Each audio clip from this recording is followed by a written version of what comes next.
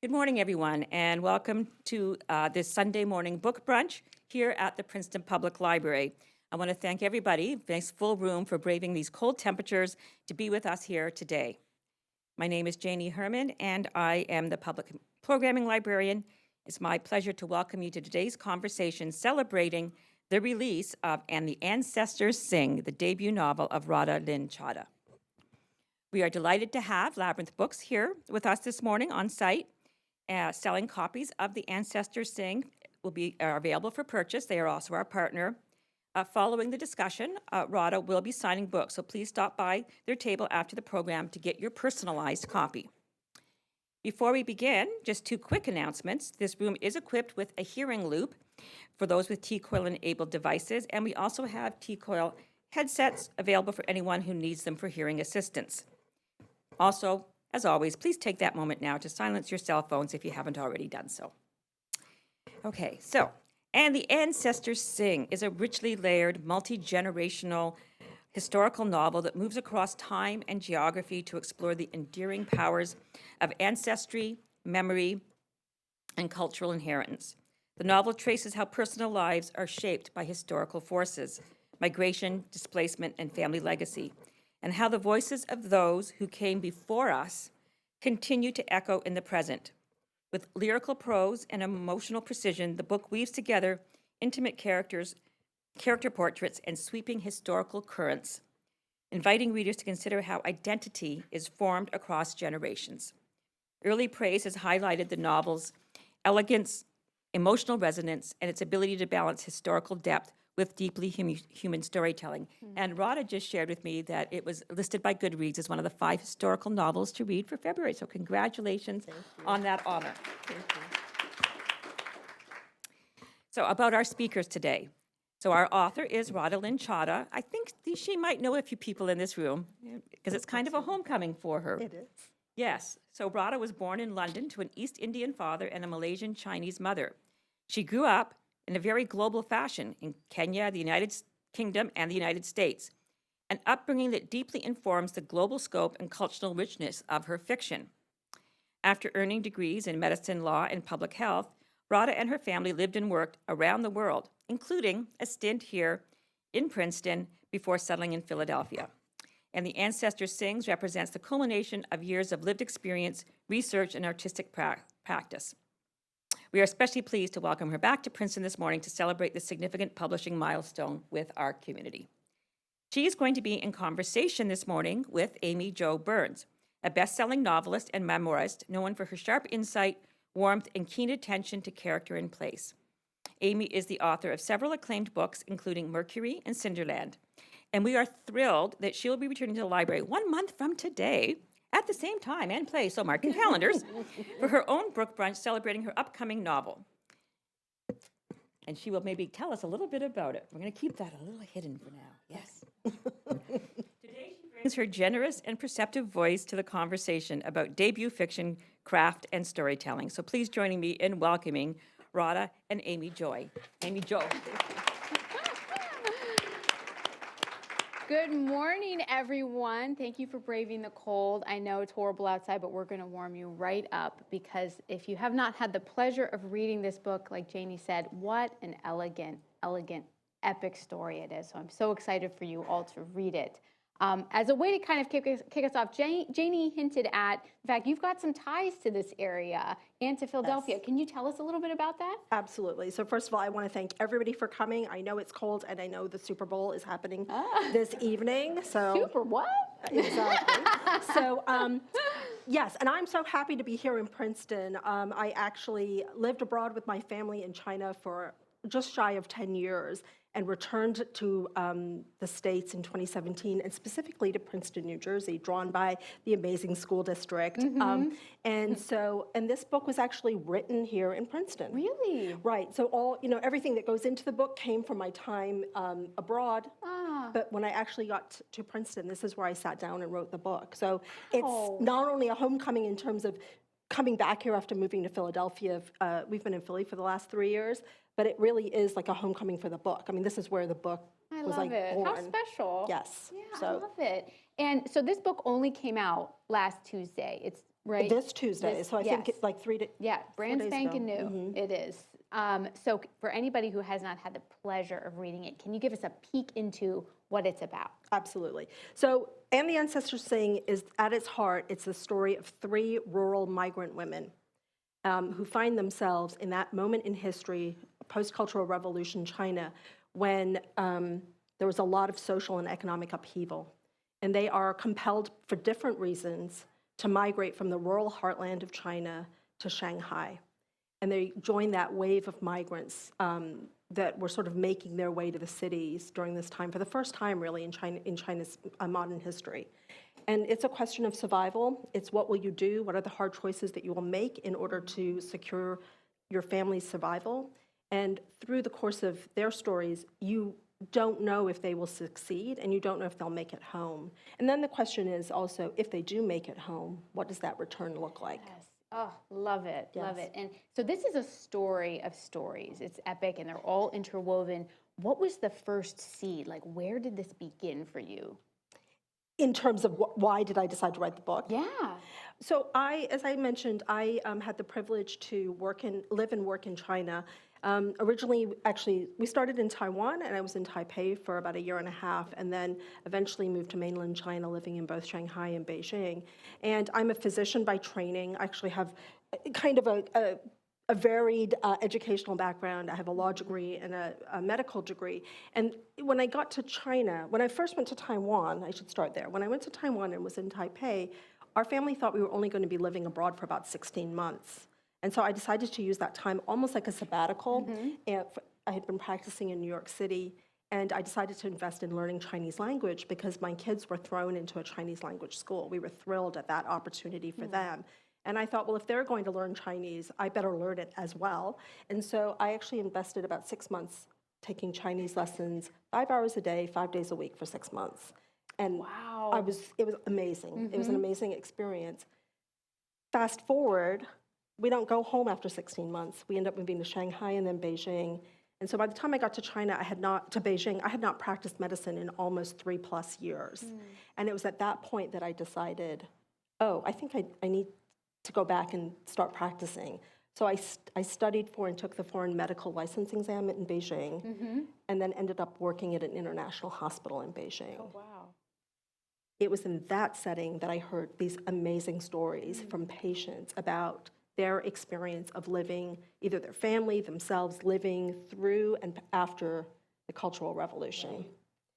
These are not stories you're going to hear if you're just in the streets of Beijing.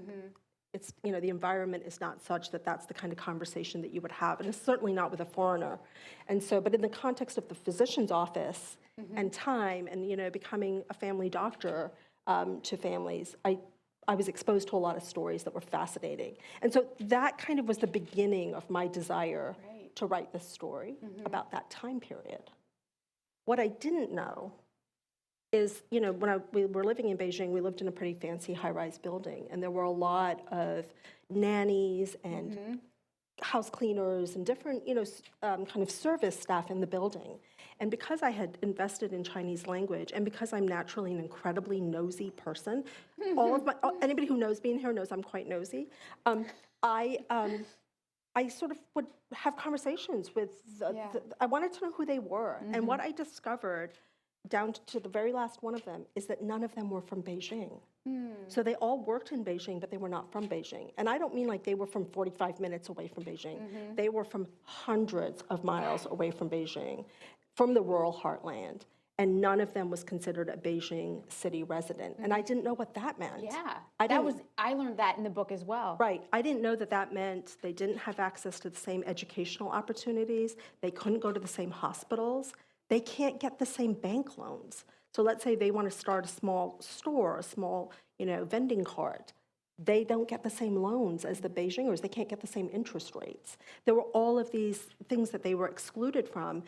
And then many of them revealed to me that they hadn't seen their children in 5 years, 6 years, that they had left their children back at home, often with grandparents. So these different experiences came together, and I thought, oh, okay, I'm sort of collecting these different stories, and my imagination just took off in trying to weave a story together. And I love that for your first book, this is So ambitious, because it's one thing to say, I'm going to write a book, and you've got one narrator who sort of does one thing in one time period, but it's a whole other thing when you have a multi-voiced, multi-decade, multi-generational book. Did you know from the beginning that you wanted like a multi-voiced cast?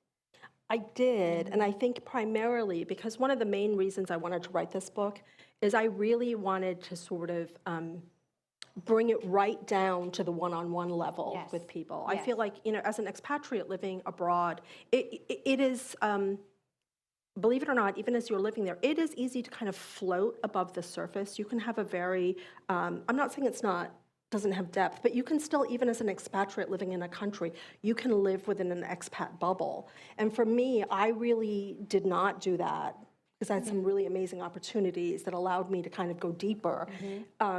And I thought, if I'm going to write a book, I want it to be that you feel like you know these people, that you are meeting all the people. And I feel like you can't meet all the people if you only have the viewpoint of one person. I think it's harder to do that. So I knew from the beginning the book was going to have many different viewpoints. Absolutely. And I think anytime you tell a family narrative, it becomes so much richer when you get different perspectives within that family. Exactly. Yeah. Do you have, because you said this is a really one-on-one experience. You get so much of the cultural history in the book, but really it is a book about the people. Do you have a favorite character in the book? Well, yes. I think my favorite character in the book has got to be, our opening character, Lei, who is one of the 3 female migrants in the book, rural migrants in the book. And she's my favorite character in the sense that the book opens with her, she's just been married into a family who she really doesn't know. She doesn't know her husband even. And she's been married, and the marriage results in her moving many days away from her own home. And so she finds herself in this new village with a new family.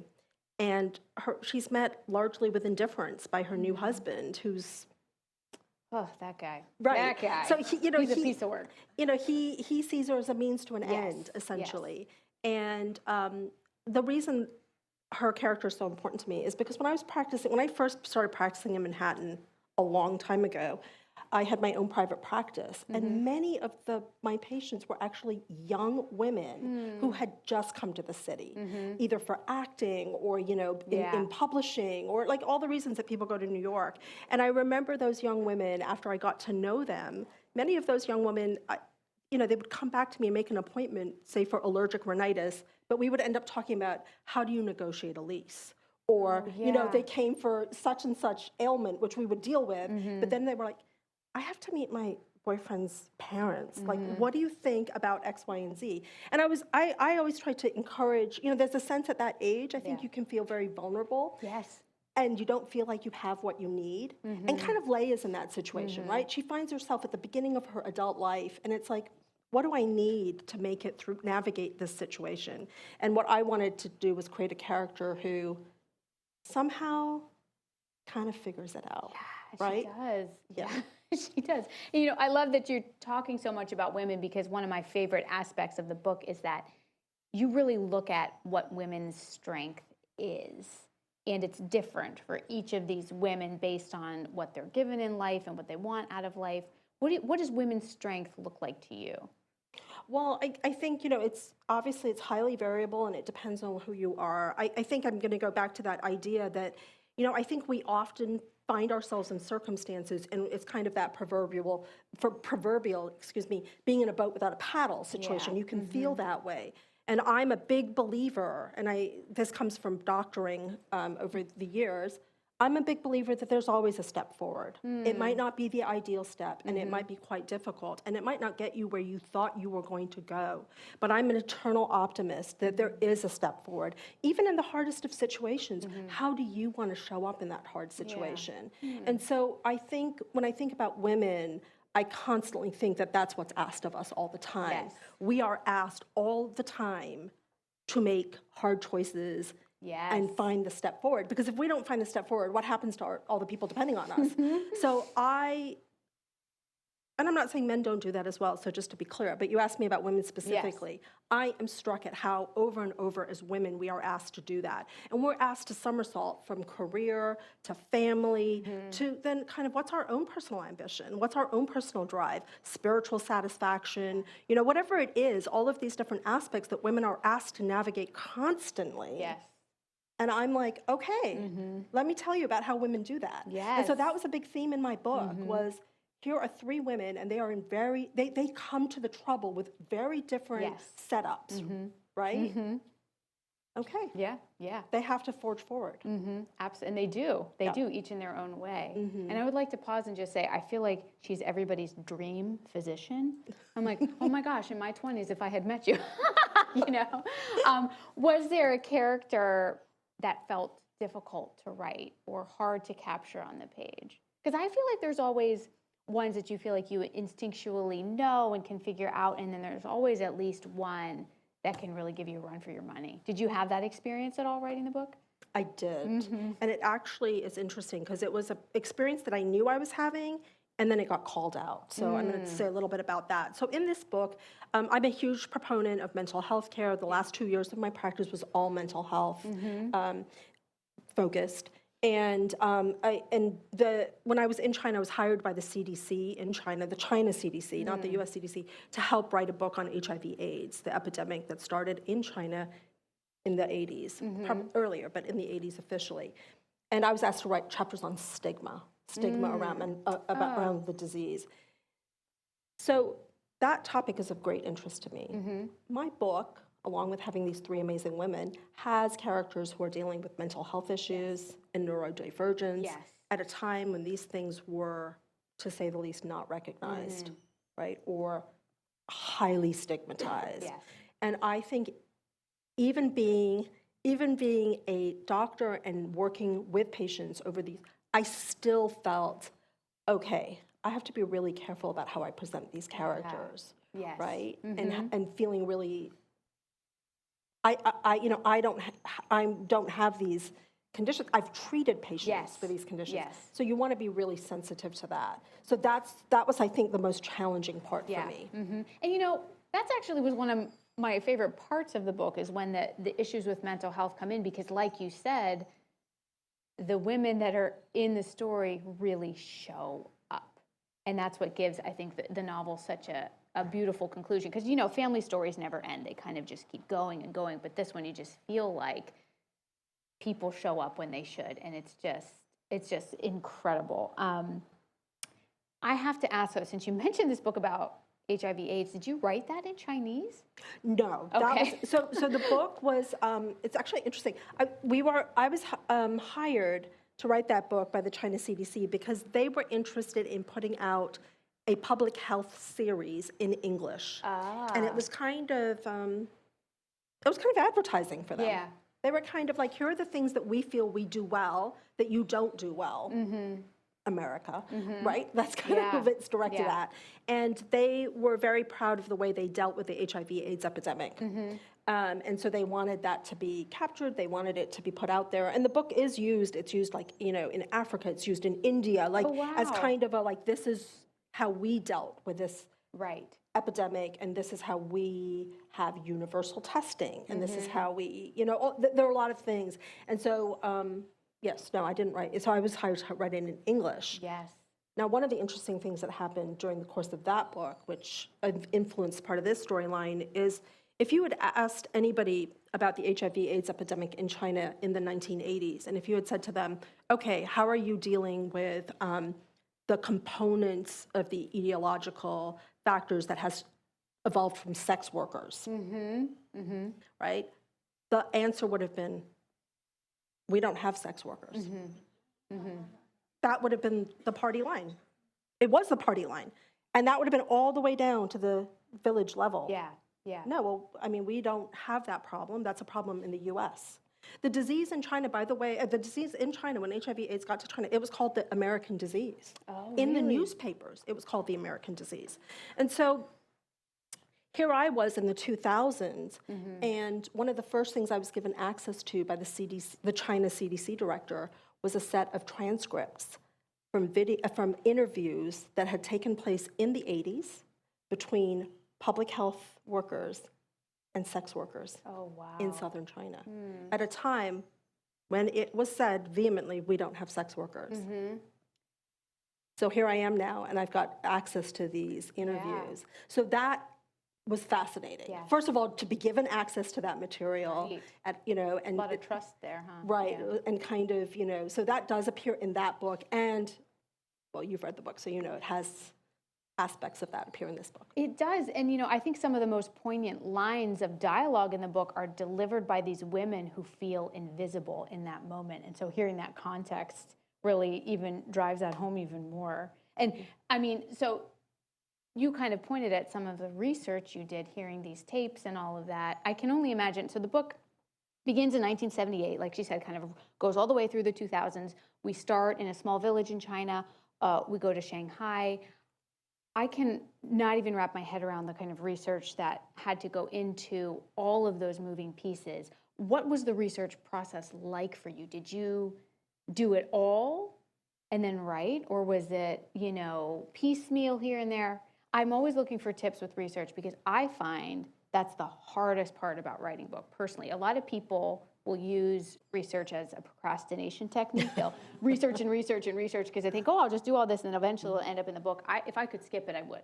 So what was that like for you, that whole process? Okay, so when the way this book started is it actually started as a series, in my head, as a series of nonfiction essays. We knew we were leaving China, right? We knew we were coming back to the US. We had been abroad for over 9 years at that time. And I thought, oh, how am I going to capture all these different kind of experiences that I've had? Let me, I was a nonfiction writer at the time, so I was like, let me write some nonfiction essays. And then very quickly I realized it wouldn't capture kind of the emotional experience, part of what I had experienced. I think there are incredibly talented, creative nonfiction writers. I am not one of those. So I thought, but then I was like, but I've never written a fiction book, so what am I doing here? Yes. So I went back to my law school skills. I think of legal writing. People will say legal writing is exceptionally dry. I actually would say, I beg to differ, it is dry, but I would say it's one of the best forms of persuasive writing you ever have to do. A legal brief is nothing more than a set of facts that you've crafted to persuade somebody to see the narrative the way you want them to see it. And so I thought, that's what I'm going to do with the book. There's a narrative here, and I've got to persuade people to the fact. So first, what's the storyline? So I started out with 3x5 note cards, and I got to the point where I had a 43-page single-spaced outline. Oh, wow. That outline took me 8 months to develop. So I wrote that first, and then it was kind of, I had a lot of research going into it, having the work I had done, but then for all the other additional parts, it was kind of like deep dives into all of these things and creating scenes that would be authentic to the time. Yeah. Was there a moment that you thought, this is it, I'm a writer now, I'm making a book? I mean, you wrote in other things. I just think it's so fascinating to be a lawyer, to be practicing medicine, to do all these things, and then to say, okay, this is it, I'm writing a book. No. Yeah. The entire time I was writing this book, I had no idea if it was ever, I didn't, if it was ever going to see the light of day. To me, the accomplishment was going to be finishing it and having it so that my daughters could read it. That was kind of what I thought would be like worst case scenario. Yes. I'm a lawyer. I was like, worst case scenario, my daughters will read it and they will appreciate so many of the things in it. And then as I was writing, I had a lot of really amazing friends come up next to me and read it and be like, oh, no, keep going, keep going, keep going. And, and then eventually I was like, oh, maybe this could get published. I mean, I was at a pitch conference for this book exactly 2 years ago. There's Lisa's here in the audience. I met her at that pitch conference. I mean, none of us thought our books were necessarily going to be published. That's, I feel like that's the way you write a book, is that you just sort of like, this might fail until publication day. And you're like, okay, here it is. I still almost can't believe it. Yes, and it's a really cool thing to have that idea in your head and then to be able to hold those ideas in your hand. Absolutely. And so you've mentioned how being a lawyer helped you write. What sort of things about being a doctor do you think were transferred into sort of the process of writing a book? I think the majority of, I think the privilege of being a physician lies in so many things. Obviously, the educational experience, getting exposed to scientific material that you get to learn as a physician. But I have to say, I think the most privileged aspect of being a physician is having somebody sit across from you and tell you some of the deepest, most painful things that they're experiencing, or the things that they're most scared of, or anxious about, or hopeful about. Patients share their aspirations with you as well. So the notion that you were invited into that very personal journey of that somebody's having is, to me, it's like the most beautiful part of being a physician. One example that really influenced the book, when I was living in China, I became very, very close with one of the housekeepers in our building. And I'd known her for about a year, and I knew all about her family back in Anhui province, and I knew how long it had been since she had seen her kids and her mother and these types of things. And we'd known each other for about a year. We only spoke Chinese with each other. It was wonderful. She was an incredibly patient, loving person. And one day she came to me, and she was incredibly anxious, and I didn't know what was going on. My first thought was, oh no, she's gotten in trouble for speaking to foreigners, because that did happen. There was a notion that consorting too much with foreigners was something that could get you, kind of maybe told, come to the police office and come meet us. So I didn't know if that's what had happened, but it wasn't that. She said, I have something to tell you, and I'm really scared that you're going to think very badly of me. And she said, but I'm telling you this because we're friends and you're a doctor. And I said, I couldn't imagine what it would be. And so she said, well, this son I've been telling you about for this past year, she's like, he's actually sick. And again, I'm a doctor. I didn't know why that would be information that would somehow make me think badly of her. And then she said to me, well, no, he's actually sick in the head. And I don't know, but I don't think it's my fault. And it was like this moment of her, she just starts weeping, and she's telling me this. And I thought, she's telling me this because, yes, I'm a friend, but because, as it turned out, she needed medical help. Yes. Right? Which is something that happens to physicians all the time. We get access to things that people would never tell anybody. And she told me this. And then she said, I am telling you this today because I want you to travel with me to Anhui. Oh, wow. And she said, and I want you to come and meet my son's physicians.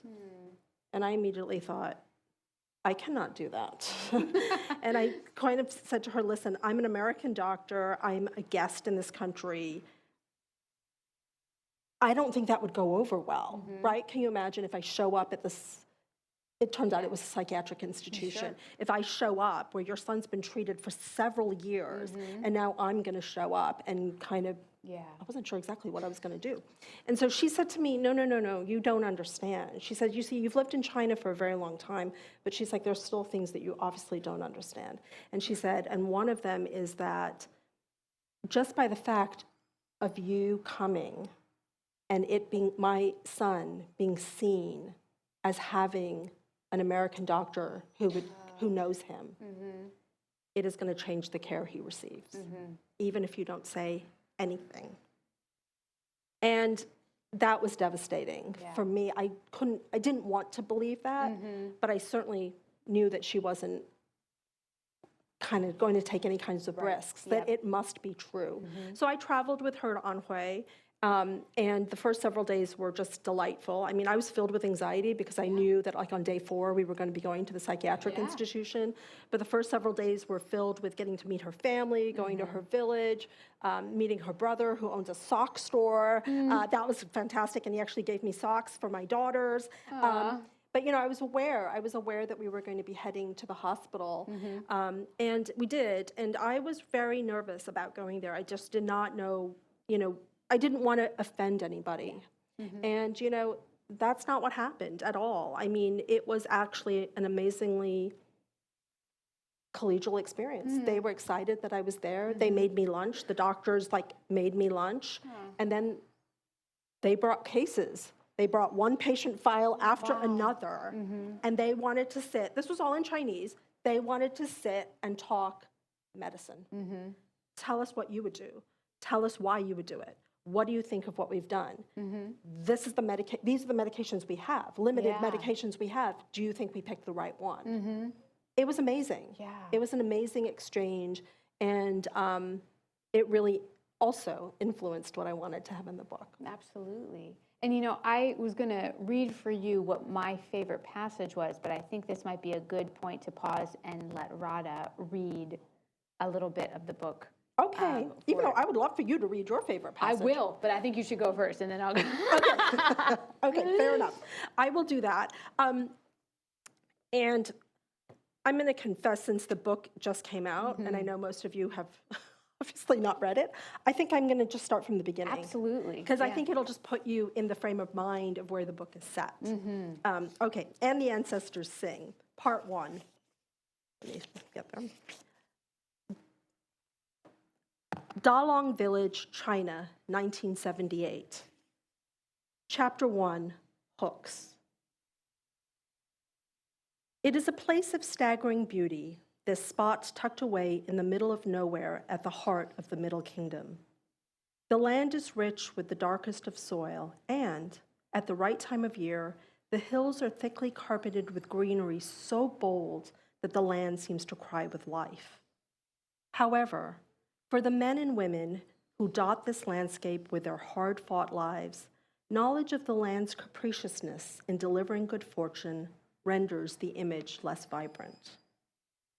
In between the fields, outlined by irrigation canals furrowed by hand, wooden shacks protrude from the land. They lean this way and that, lacking any sense of fortitude. Not one stands straight. When heavy rains flood the fields, the people of this land dare not complain that their leaky roofs leave them drenched to the bone. They humbly accept that these meekest of shelters, while unable to keep them dry, allow them to stay put, sparing the mud beneath them from softening to silt that might carry them away. The walls bear hooks that serve to pin all that these families own, collections of pots and hose, plastic bags filled with roughly folded clothes and worn slippers, quilted coats, and sacks of rice, to their place on the land. Without these rains, life would be lost. The tiny rice seedlings, each one transplanted by hand to its spot in a row of these carefully tilled fields, would be lost. The children of the land are not told stories of mythical monsters. Rather, they are regaled with the horrors of a famine that once stripped this land bare. Their nightmares are filled with the howl of empty bellies, and their daydreams soaked with abundant rains that fall as rice grains into an eternally filled bowl. Squinting to avoid the glare of a brilliant harvest sun, if one focused on the dark dots scattered on the fields, one would come upon Feng Lei, bent over at the waist and knee-deep in water cold enough to leave her feet numb. She is surrounded by others, similarly disposed, human hooks stuck in the soft earth. Hurry up, cut faster. Feng Bo spat as he talked to his young wife. Get your stems tied up quickly. I want to catch up with the others. I will not wait for you. Beautiful. Thank you. What is so impressive is that every single sentence in the book is like that. I mean, she's capturing these huge cultural moments and all these shifts, and then every sentence is just, you feel like you're there and you can see it. So thank you for reading. Thank you. One of my favorite passages in the book, it's now in Shanghai, and it comes from a character named Yu Zhen. And she says, he told me that the ancestors see us for who we are for all time, not just this moment when we are on the earth. What we do here does not have to doom us forever. We are much more than what we see, more than what we do. All of us are. And that resonated with me because it seems so much of the heart of the book. And I wondered, sentences like that are kind of, they're short, but it takes 2 to 3 years to write them, I feel. You know, I mean, to sort of get and distill what's in your heart into one sentence. And I always, when I write a book, there's sort of like what I think it's about when I start, and then there's sort of what I learned from it at the end. And I would love to hear, what did you learn from writing this book that surprised you? Wow, that's a really tough question. I think the thing that so when I started writing the book, I wanted to include, and I do include, and it goes to the title, I wanted to acknowledge the Chinese cultural reverence for ancestors and for ancestry. And I think that for me, people often talk about ancestor worship when they refer to Chinese culture, and that's actually the incorrect term. It is not ancestor worship, it's ancestor reverence, and there's a difference. We often talk in this country of the people that have come before us, right? That our ancestors are at our backs, or that we stand on the shoulders of our ancestors. Chinese culture is a little bit different. There's definitely that notion as well, of course. But it's actually deep. It's in some ways even more phenomenal, I think, because there's really this sense, and it comes in the chapter or the passage that you just read, that the ancestors are not just behind us, they are with you right now. That all of us are accompanied. It's not that they came before us and we're continuing. It's that they are next to us and they are experiencing what we are experiencing right now. And I really think that that's such an important concept, because I think that we are living in a time, maybe that it has always been true in human history, where people feel the right to define other people. Yeah. Everybody feels that they have the right to define where you came from, where your origin started. And I push back against that idea, and everybody has a story, everybody has a place, and I love the notion that all of those forces are with you in the present day. And so when I was writing this, I was feeling that. I was feeling the presence of the people that quote unquote came before me, that they were actually right next to me as I was writing the book. And that's what I really learned. I really feel like I leaned into that as I was writing. You can feel that in the book. And it also makes me think of this phrase or term that shows up multiple times in the book, Laojia? Is that? Laojia. Laojia. So can you tell us what that word means and like the resonance of it? Right. So, we all talk about like our hometown, and that would maybe be the loosest translation of that term. But it's actually a lot more than that. It's the notion that this is where you and your kind of existence originated from, and is always going to be welcomed, and is always has a place of belonging. There's no accident to you being here. And that place, it could be a physical place, but it's actually more of a spiritual place as well. I mean, there is the true Laojia. People talk about during the Chinese New Year traveling home to their old homes, but to me, it's a much wider concept than that. It's that idea of belonging. Of having a place of origin that was not accidental. And that is there forever with you. Beautiful. And it just comes through so beautifully in different ways in the novel throughout. And you mentioned before, when you started doing your research and you had your note cards and your 43-page outline, since you wrote it here, what did a day in the life of writing this book look like? Did you want to get up early in the morning and work on it? Was it, if you've 15 minutes here, an hour there, like what was it like writing this book? Well, I'm going to call it Principal Burge, who's in the house, so she'll relate to this, right? So my kids were at Princeton High School, and they had to leave the house at whatever time to make it for the first bell. You guys have such a weird bell system. It's like it's not on the hour. It's like, something 48 or something like that. I don't know. So my girls used to head out the door every morning after getting ready. And, you're a mom, so I know you can relate to this. I was very happy to see them go out the door every morning. That's when it gets done. And I would give myself exactly half an hour to kind of clean up the kitchen, get my stuff together, and I had to be in my chair within half an hour. That was like my goal for myself. And I would sit down, and my only requirement was 1,000 good words. 1,000 good words. And I started less. I started with 250 good words a day. And then as I got into it, I was like, okay, you just have to get 1,000 good words on the page today. And, sometimes that happened very quickly, and then other times it took all day.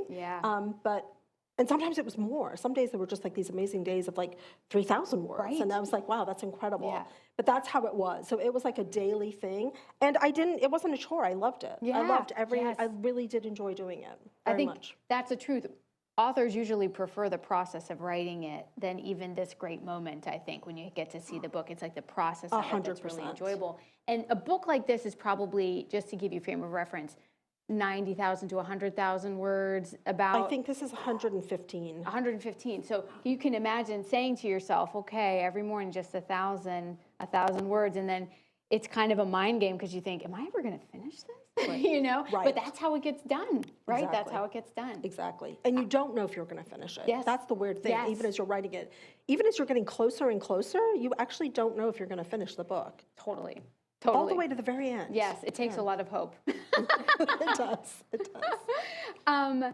Because you had such a multifaceted, rich career, you know, law, medicine, writing, I am sure there are people in this room that are in the middle of some kind of life pivot, whether it's career, you know, family, geography, whatever.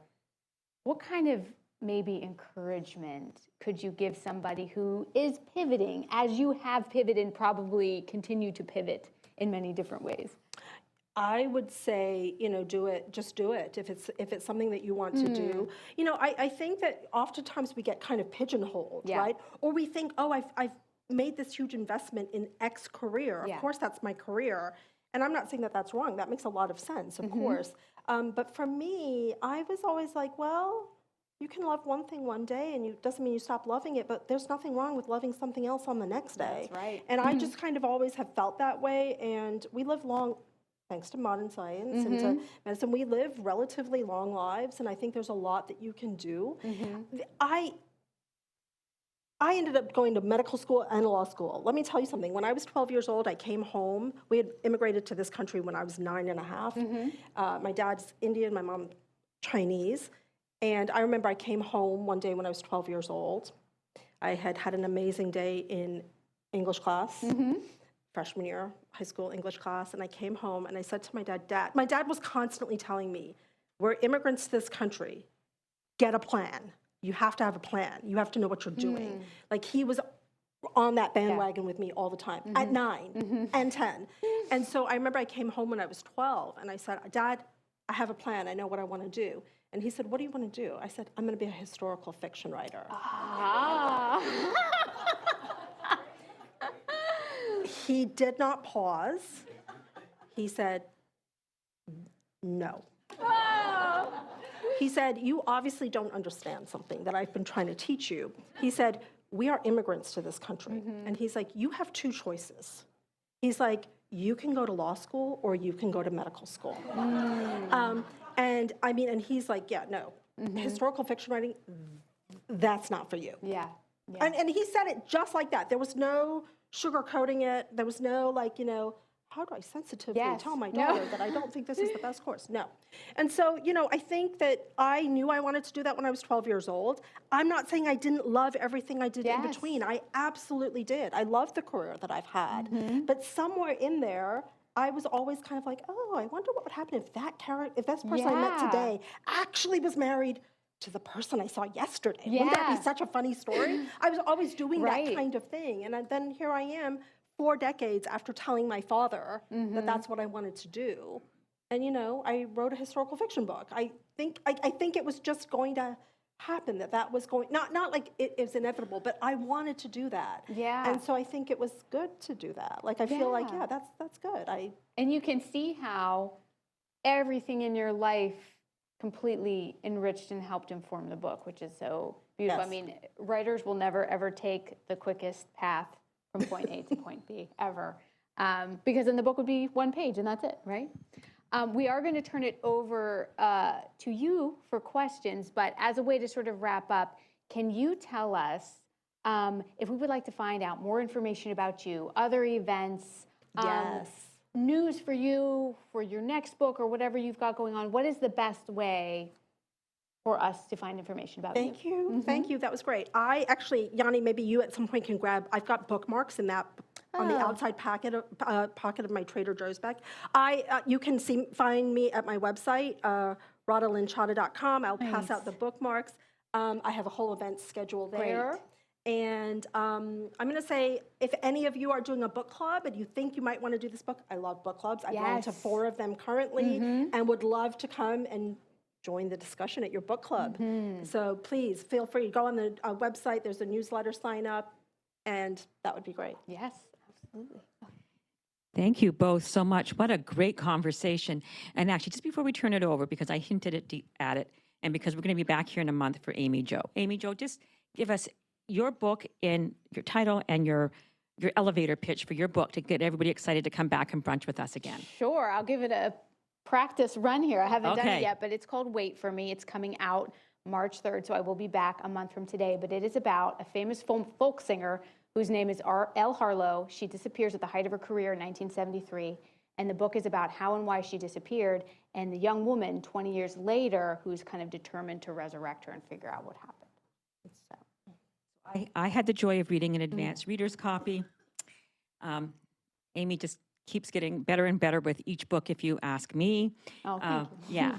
And I'm a huge fan of all her other books, so I'm very excited for this book brunch and, you know, to have Amy come back here. And she's going to be in conversation with another local writer, Annika Moroz-Risi, who also plays fiddle, which kind of ties into this book. Yes, there's lots of music in the book, and I think she might play some music as well. This is going to be fun. So it's going to be another fun one. Okay, so with that, hope everybody's got their questions lined up. And, oh, yes, we do. Okay, I'm going to go here and then to you. Okay, fascinating talk. I really enjoyed it. My question is about your cultural background or identity. So you have a slice of Chinese legacy there.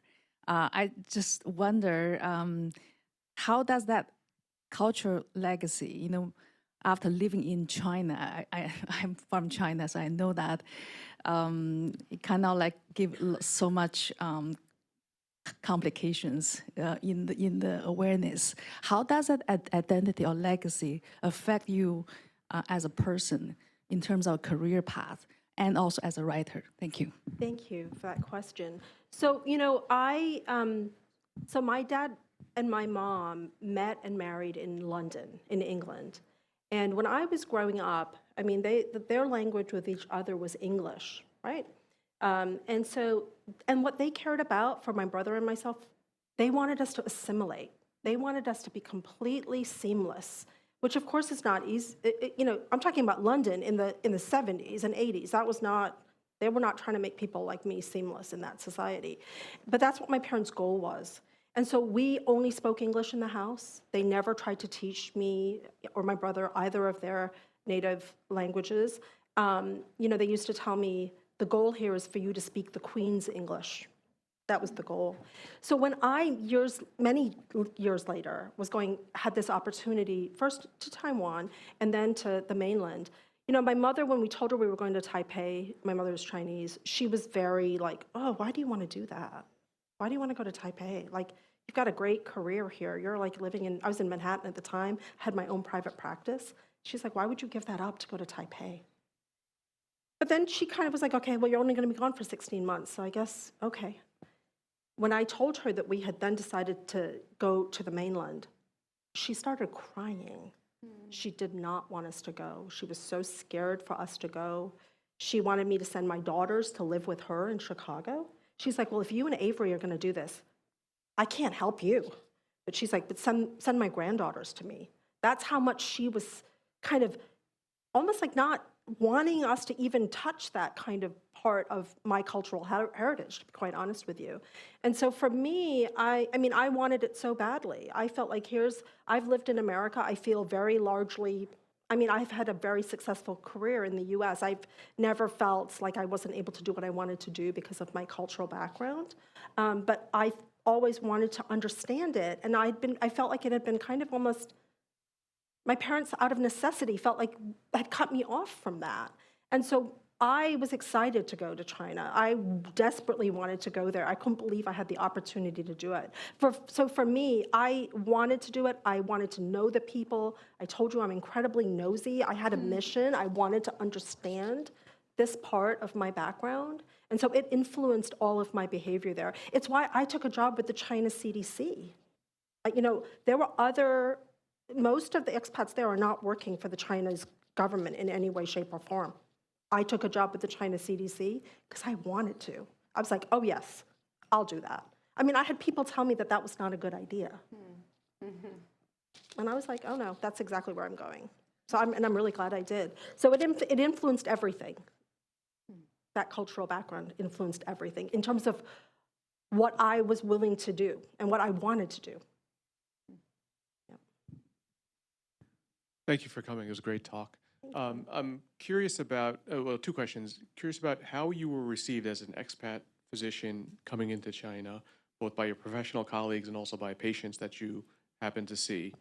And then the second question was related to your work with the China CDC to try to tell the story of how they managed HIV, during that time, versus what you learned about how they managed or dealt with COVID. I'd be curious to hear about your... And SARS before, And SARS before, right? right. So the first question was about kind of what was it like to be a physician in China? How was I received? This is what I would say. I was working at an international hospital, which had a very good reputation. And most of the patients I saw, probably about 55 to 60% were expatriates like ourselves. So people from all over the world who were working for multinationals in China. And then about 40% of the patients were Chinese nationals. The type of Chinese national that comes to an international hospital, they tend to have either studied abroad, very, highly educated, and of means, to be quite honest with you. And their view was, and I don't, fairly or unfairly, there was just a notion that American doctors are the best trained doctors in the world. And so there was this almost like a reverence, which made me incredibly uncomfortable, actually. That being said, there's a very rich and complex and highly studied history of traditional Chinese medicine. And I was not one of these people that had a problem with that. I was like, bring it all. So I think I also had a very open attitude towards those types of things. I had some colleagues that didn't like that. Like the first thing they wanted was the list of all the Chinese medicines so that they could be like, well, you shouldn't be taking that, you shouldn't be taking that, and that has no data. I never did that. I wanted the medicines, I wanted to know what they were, but I never ever said that to somebody. I don't have the knowledge to do that, quite honestly. So I think I actually had a great experience practicing in China, and I had a lot of Chinese nationals who then would refer their friends to come and see me. So I took that as a good sign. And then in terms of the other question about working with the China CDC and how they dealt with the HIV/AIDS epidemic, I think that when I was there, I saw my position as very privileged. The fact that I got hired by the China CDC and that they wanted me to work with them, I was very honored that they did that. And I kind of understood that the gentleman who hired me at the time was under a lot of pressure. And to put out a story that made China look good. And I understood that. And I want to be clear, there are aspects of how they handled the HIV/AIDS epidemic which are amazing. They have universal testing. Why? Because you don't have a choice, right? So universal testing is, I'm a physician. That's a good thing in populations at risk, right? You're not going to get me to say that that's not. Do I think it's great that the way that that's accomplished is you have no choice? No, but that is a fact. It is a fact within their system that that's what happened, and that's why they were so effective in dealing partially with the AIDS epidemic, right? So I felt like I was there to say, this is what they accomplished, but these are the means. There was no lack of transparency about that in the book, and we were never told, we were never censored by the China CDC. They never said, you can't say that. So, in the chapter, when we talk about universal testing, we talk about how there's not a concept of informed consent in China.